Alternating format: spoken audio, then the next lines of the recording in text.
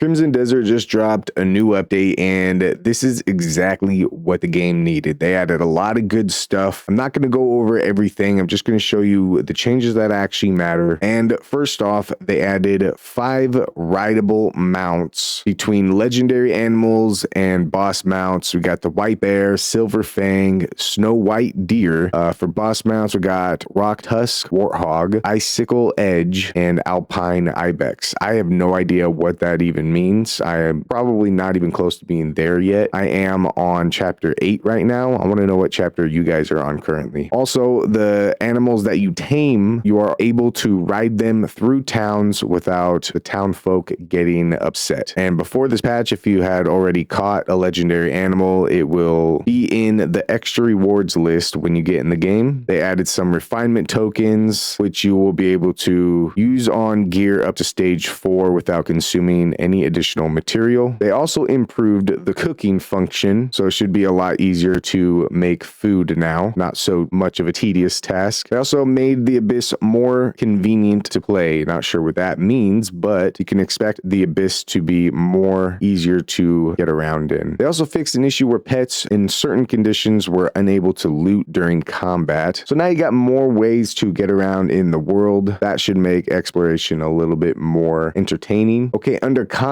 this is a huge part of the update. They improved movement, reduced stamina usage, and made combat more fluid. So they improved the movement. Like I said, movement speed is increased by holding down the running key, and movement speed increased by tapping. So now you're not having to just jam the run button. You can just press it a couple of times, hold it down, and then maybe a little bit later tap it again, and that'll keep your momentum going. Okay, reduced stamina consumption during flight is actually a huge improvement. Now, there are ways to go even further and faster in the game. If you want to know my secrets, then come over to my live streams. Stream this game live every now and again, at least twice a week. So join along. Be sure to hit that like button, especially if you made it this far. I appreciate your time. Subscribe if you're not subscribed, and share my content with someone you might think will enjoy it. Let them know to like, share, comment, and subscribe as well. So a lot of improvement to flight. Improved an issue where flight would not activate in certain situations. Improved flight so that equipment can be used while flying. And they also changed the bug, which was a bug where if you use aerial stab, there was an unintended issue that allowed the skill to be used repeatedly in midair. So that is adjusted. Some reduction to some maneuvers and reduced stamina consumption while sprinting using crow wings. They also improved objects so they are easier to interact with. So everything should be feeling a lot more smoother while you're interacting with things and in combat and in traversal as well. There's a few improvements and fixes for some quests. Okay, we're getting to the UI fixes and improvements. Now your mini map should have a fixed north at the top of it. That way you can kind of see where you're at in the world without having to completely look at the map. You know which direction you're looking at. They added an information in the skills menu to see how much you need for your next level. Added an icon to the journal menu to indicate new quests. They also improved the cooking and crafting menu. Various amounts of UI changes and improvements. Improved the text color of UI descriptions to appear brighter. For graphics and settings, improved rendering stability and visual quality in low resolution environments or when upscaling is enabled. PlayStation 5 added a 4K option. Fixed an issue where screen noise would increase during long gameplay sessions. So overall, some good graphics and settings improvements. Performance stability and gameplay. Loading times have reduced when traveling via abyss traces and when respawning after death. Fixed several stability, performance optimization, and crash issues across PC, console, and Mac, and fixed an issue where frame drops occurred during the battle against Crowcaller. That's kind of weird. I actually crashed. My game crashed both before and after this patch. So I actually think that it crashed when the patch went live, and then later that night it crashed again. So I'm not sure what that's about. I haven't been on since. And they added a sound effect when certain animals eat meat. That's interesting. And then they have some other fixes. They also fixed an issue where attacking NPCs with a tree was not considered a crime. That's hilarious. Some overlapping UI elements. Fixed an issue where the bow aiming was not possible in certain situations. And fixed an issue where certain interactions would not function when enhancing some tools. So some good fixes. Overall, this update is exactly what the game game needed. It doesn't completely fix everything, but it fixes a lot of what was holding it back. Now I think what they need to do is fix so that you can remap on your controller. That would be the biggest #1 gripe and issue in the game right now, I believe. So I'm curious, do you feel like this actually improves the game, or are you still waiting for something bigger? And if you made it this far, I absolutely appreciate your time. Like I said, be sure to hit that like button for the algorithm. Subscribe if you're not subscribed. Share my content with someone you might think will enjoy it. Let them know to like, share, comment, and subscribe as well. Hope you guys enjoyed the video. Hope you guys have a good day, good night, and a good morning wherever you're at, and I'll see you in the next one.